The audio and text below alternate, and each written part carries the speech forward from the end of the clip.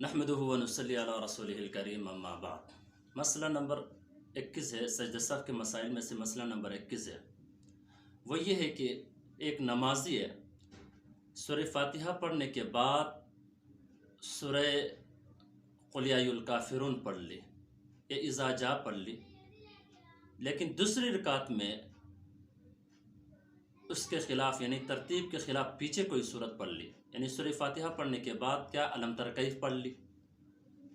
تو اگر بولے سے ایسا کیا تو نماز میں کوئی بلا کراہت ٹھیک ہے، اس کی نماز ہو جائے گی، لیکن اگر جان بوجھ کے اگر کوئی ایسا کر لے تو نماز مکروہ ہے۔ لیکن ان دونوں صورتوں میں یاد رکھیے گا اس کے اوپر سجدہ سہو واجب نہیں ہے، یعنی خلاف ترتیب اگر کوئی شخص جان بوجھ کے پڑھ لے تو نماز مکروہ ہے، لیکن اگر بولے سے ایسا کر دے تو بلا کراہت اس کی نماز کوئی مکروہ نہیں، اس کی نماز مکمل ہو جائے گی، لیکن دونوں صورتوں میں سجدہ سہو واجب نہیں ہے۔ اللہ رب العزت ہمیں عمل کی توفیق نصیب فرمائے۔